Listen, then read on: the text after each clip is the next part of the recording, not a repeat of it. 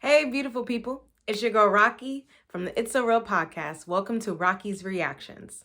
Please subscribe to our YouTube channel, It's So Real podcast. And also check out my personal YouTube channel, Life is Rocqi, and please subscribe, where I will be, I just actually started my series, Becoming a Feminine Woman series.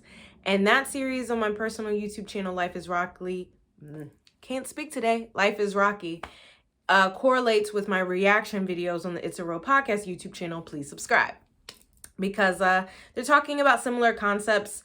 On here, I'm reacting to videos where other people are speaking, and then on there, it's just my thoughts about just within my relationship, the things that I've witnessed as I'm practicing therapy, things like that. And just like my natural curiosities about the culture of womanhood and things like that. So definitely check that out. I have 3 new episodes in my Becoming a Feminine Woman series on Life is Rocqi. Please subscribe. And I know I was doing live reactions on It's a Real Podcast YouTube channel. Please subscribe. But they updated the app, and I think we have to pay now because they changed how it's viewed. Like, it was horizontal. It wasn't a YouTube video version. Like, it was messing it up. So I'm just gonna be recording these so that way I can still get the content out. Hopefully when we get monetized, subscribe, then we can actually use the live on YouTube directly. Let's get there, shall we? All right, so without further ado, as MTR says, today I will be reacting to It's Complicated, and I really love their channel because their questions be dope as fuck. Like, I'm like, yo, somebody really thought out these questions though. So shout out to It's Complicated and their questions. Props to you, okay? Because I'm gonna be some deep ass questions that prompts people to think about things that they may not have thought about before. So props to you for your questions. Today's video for them, I will put the link in the description box below so you can watch that video. Although now that I'm not live reacting, I do realize I can put the video editing wise on with my face. However, that's more editing for also my life partner. So check out the link below. Y'all can hear it and see my facial reactions. I know, listen, when you can pay for a video editor, that's a whole nother story. Again, subscribe. Help us get there. All right, let's play, shall we? Oh, I didn't say the name of the video. So the name of the video is Simpin' Ain't Easy. Rules of Modern Dating and Understanding Women. You know Rocqi's reactions is all about the spice. All about the spice.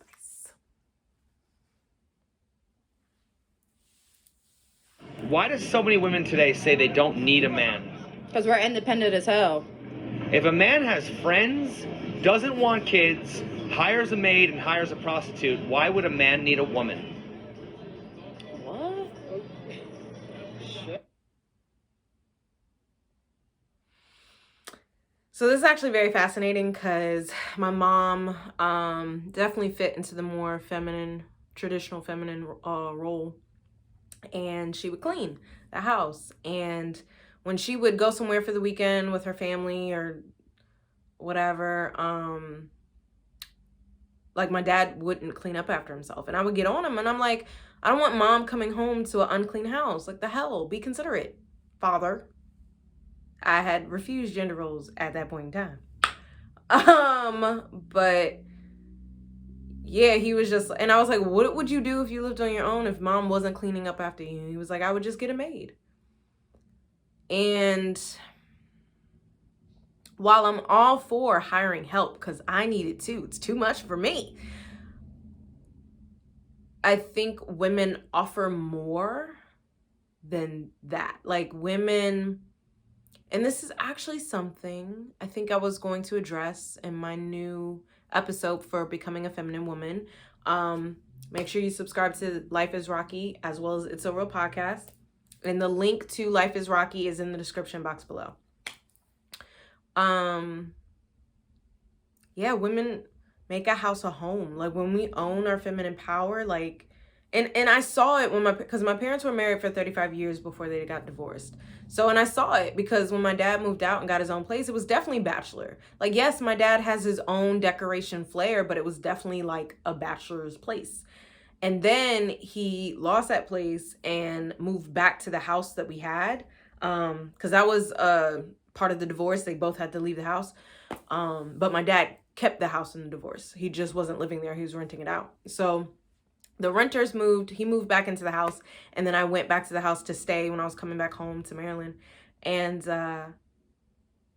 it was totally different. It was a totally different energy in the house.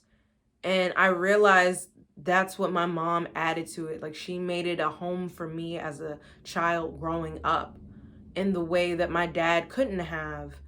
Like, my dad, decorating wise, like, he had the basement where it was the home theater and stuff, but that still, and like the game room and stuff like that, but that still wasn't, it wasn't homey to me. It wasn't comforting. It wasn't healing. Like, that was my mom's energy that she brought to the home. So that's just one aspect of what women can bring to the home. What women bring to relationships is an entirely different conversation. He could learn one or two things from a woman. Like what? Love. Yeah, love. Okay. Do you think that men are incapable of love without a woman teaching them? No.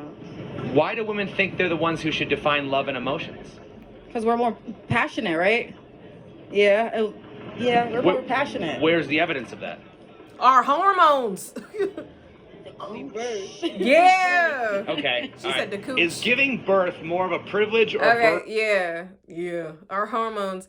Y'all, I mean, listen, I didn't want to accept this either, but hormones do things, and we have hormones every month during our menstrual cycle, and then hormones if we get pregnant and give birth and postpartum.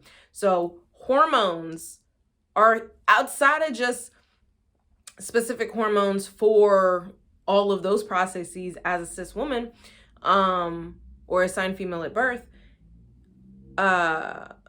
We have hormones regardless. Like, when I teach about trauma, there are specific hormones that are released during a traumatic or dangerous or stressful experience that let the body know to go into survival mode. So, like, we all have hormones, and hormones do certain things. They're very informative. So some of those hormones fuck with our emotions.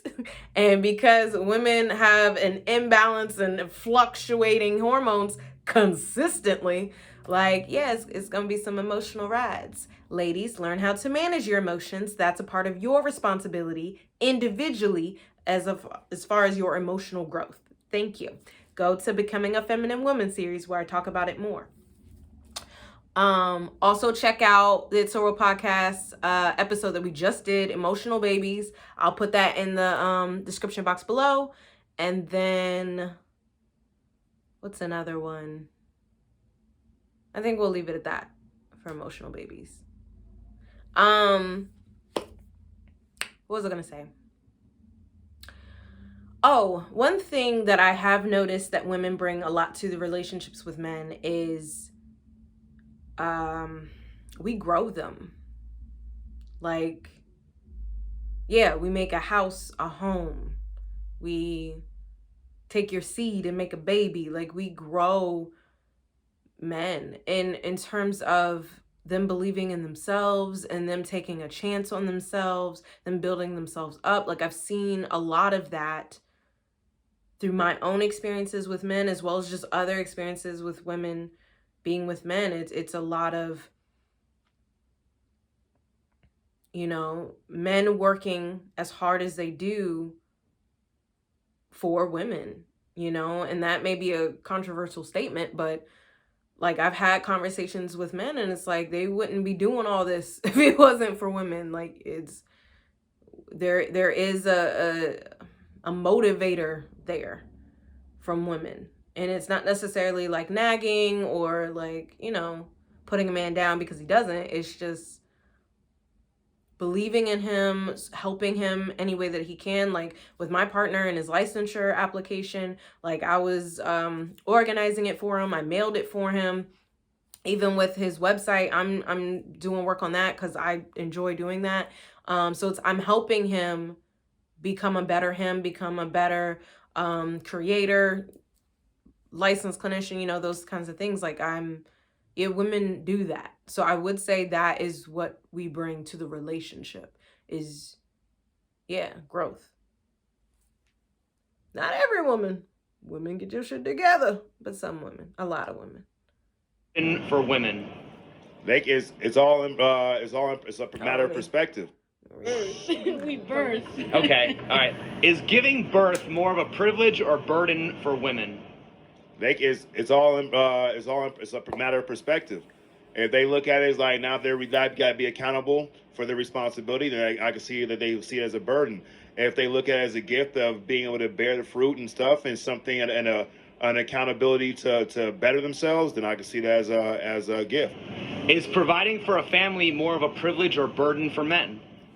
With society, it can be both. You know, if you're well-to-do and you're set well or whatever, you got a lot of security, family, people to help you out, then it could be a gift. But if you're doing it for yourself and you don't have all the tools and things that you need, then it could be a burden.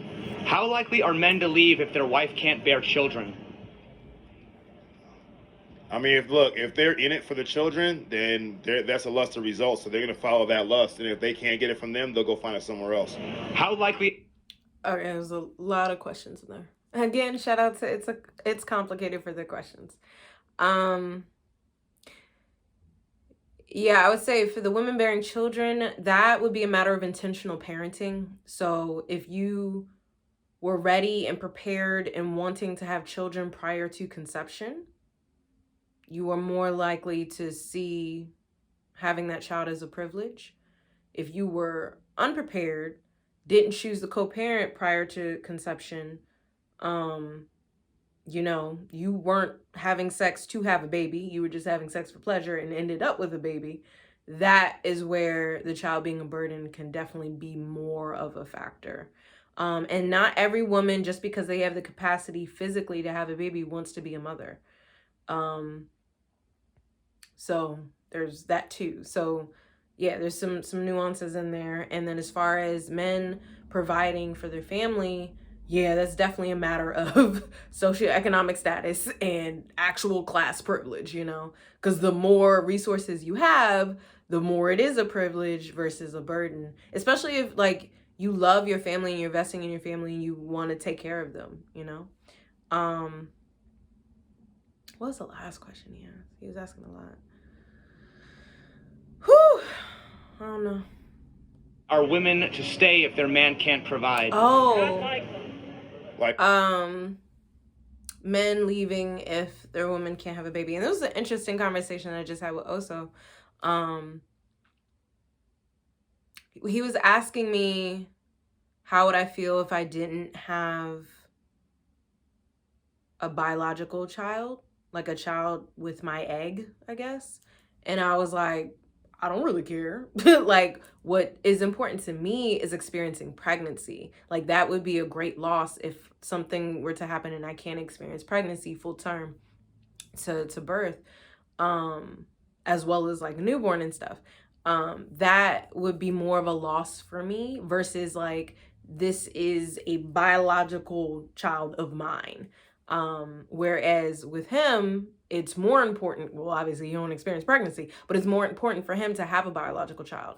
So I would say that may differ because of men and women, you know, like, yeah, but it is an interesting conversation. I'm totally down with adoption if something were to happen. Like, some people solely want biological children. If something were to happen, like, I still want children. Their biology doesn't change me raising children and experiencing them. So yeah, I'm cool with adoption. She said, not likely. If they can't get it from them, they'll go find it somewhere else. How likely are women to stay if their man can't provide? Not likely. Like she said, not likely. So can we conclude that providing is more of a burden for men because women are less likely to stay? Yeah, with the train of what we just said, yeah. Don't marriage vows say for richer, for poorer, and for sickness and in health? Yeah, but it doesn't mention food stamp cards. What is the definition of a simp? Let me look for one. Hold on. Nah, I don't know. Look here, a simp. What the fuck is a simp? Is like a doormat, a man who's like a yes man who will do anything for a woman and basically like will sacrifice his own dignity and stuff. Oh, that's not attractive. A simp is when you do anything for the person you're dating. Okay, what's the difference between a simp and a pimp? A pimp plays the person that he's with, a simp doesn't. If you a simp, you basically like a weakling or somebody that's gonna get taken advantage of by a female, or you have like female tendencies. Why do men shame each other for being simps if most men were raised to be that way? I ain't no simp, homie. You got simp, and then you got beta, and then you got alpha. I'm over here, alpha. And all I can tell you is, alpha males, we get it. But simps, definition of a simp, bro, you gotta get yourself together, bro. You really gotta control the situation. You are the man. You are the man. You the head of the household. Even Uncle said, when you go file your taxes, what do Uncle Sam say on the paper? Head of household. Are you filling it out? If you're filling it out, you don't be a simp no more. I think what it is. You know, actually, I will probably be the one doing the taxes just because I'm more organized and detailed and planner oriented. He's definitely has more financial knowledge, but as far as like the actual act of doing tedious shit like that, that's probably going to be me. But anyways, what do I want to say? Their reactions are hilarious. So I'm going to put a link in the description box below of our podcast episode, How to Become a Balanced Man, a part of our Finding Balance series on the It's a Real podcast. Please subscribe. Because, yeah, a lot of men have been raised by single mothers, and those single mothers were raising them to basically be nice to women, to treat women with respect and, you know, not control her and she's the queen and all that other stuff. And that's where you get, you know, the nice guys finish last concept. And yes, and women also say, like, we want to be able to communicate with you. We want to understand your own emotions. You be able to hear our emotions and stuff like that. Like, so yes. And also, this is where, like, there's been overcorrection because of inequality. And now it's time we find balance. Yin and yang, baby. You need both your feminine and your masculine energy, no matter what gender you are. Okay? Like, it's both of those are needed. Both of those are necessary. Just as much as you need to have access to your emotions, you also need to have access to boundaries, which is within your masculine energy, because you're asserting yourself. You're standing up for yourself. You're respecting yourself and not letting anybody take advantage of you. So yeah, like you need to be in, everyone needs to be in the masculine energy, women included, and have boundaries for yourself and don't let nobody violate them. Assert those boundaries. And if somebody is disrespecting those boundaries, walk away. You don't got to take that shit.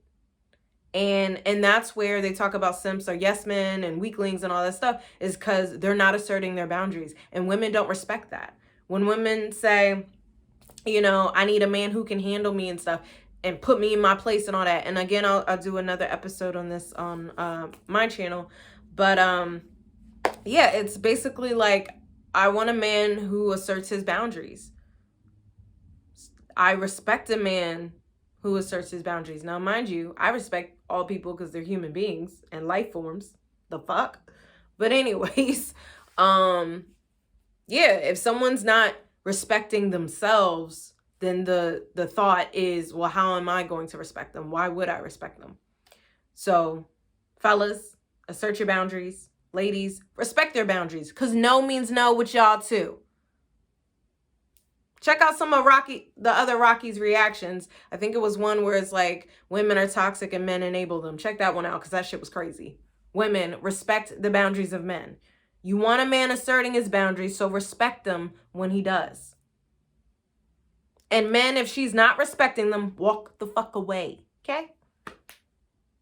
Like, it's usually like an abusive, ad hominem circumstantial term that we throw around each other to play the dick swinging contest. What's the difference between being a simp and being romantic? If you romantic and you balling, then you're not a simp. But if you're romantic and you're not balling, you a simp. A simp is someone who doesn't necessarily care. They're not doing it out of their own intentions.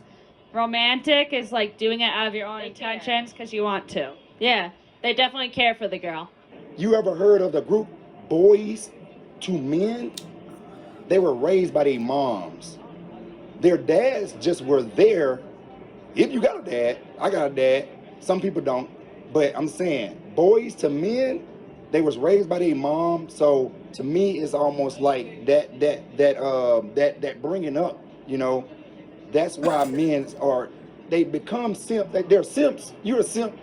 Basically, you a simp from age baby up until teenage, until you get puberty. Puberty is gonna take you out of simp mode. You should know when stuff start growing and doing some stuff down there, like you should get out of simp mode, reluctantly, and then by the time you turn 18, you legal. Now it's man up. Man up, bro. What the fuck? Why is teasing an animal considered cruel, but it's not considered cruel to tease a man? Ooh. I think it is cruel. It is. It is. Unfortunately, people just don't recognize that nowadays. But Okay, so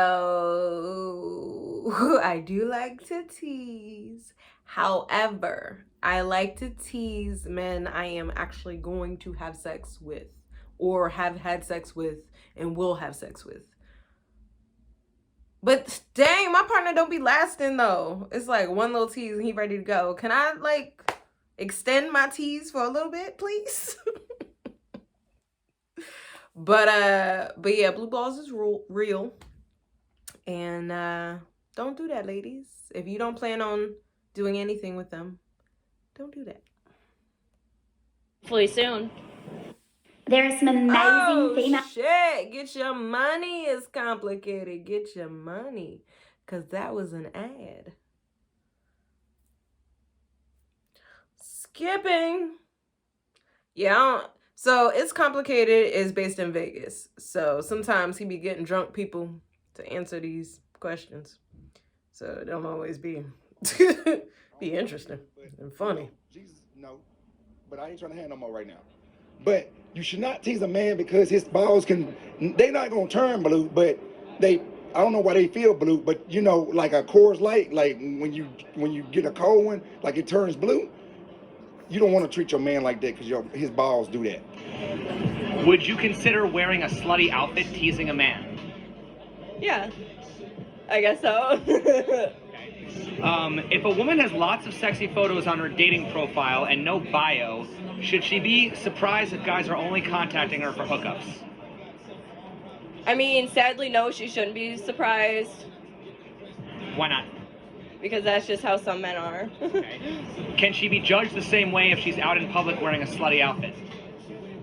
She will be judged, yeah, but she shouldn't be.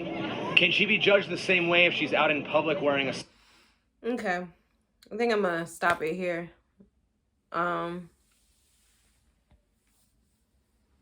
When he first asked the question, I thought about like role play. So like, the naughty nurse. And I was like, well, that's definitely, there's a plan there. But as far as just women outside, I was in Costa Rica and I was with a group travel agency, and we were out at a bar, and this white girl had a dress on, and she was laying on top of the bar. Her dress was up to her chest. Her chest was covered, but her panties were out, and she had guys pouring liquor in her belly button. And then one of the guys started pouring liquor down her panties and started pulling down her panties. So obviously she got upset. Some of the guys on our trip were like defending her and stuff like that. So here's the thing. Consent is huge. And no, we were not taught it, but consent is huge. So as far as you touching me, that would be a violation of consent.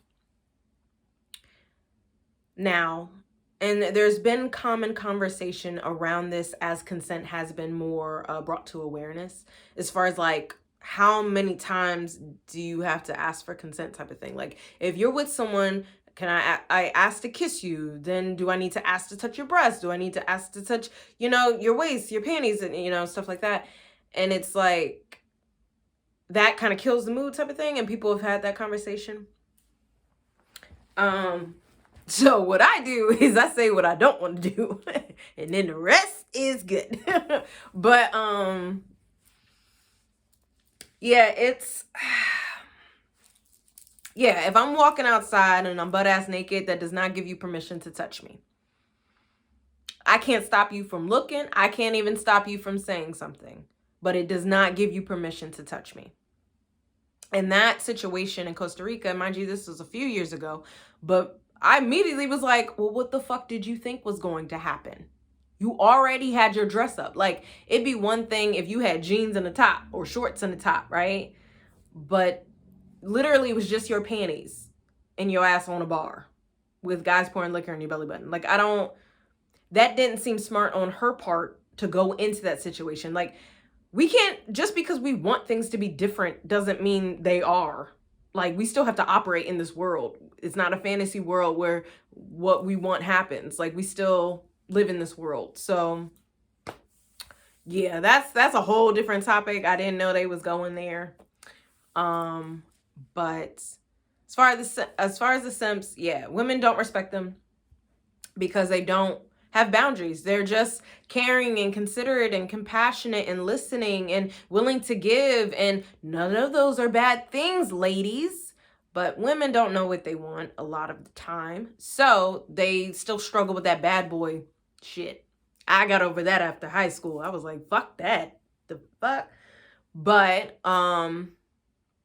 women, like, a lot of women like that masculine energy. And with that is a respect for their own self, their boundaries, and not letting women take advantage of them.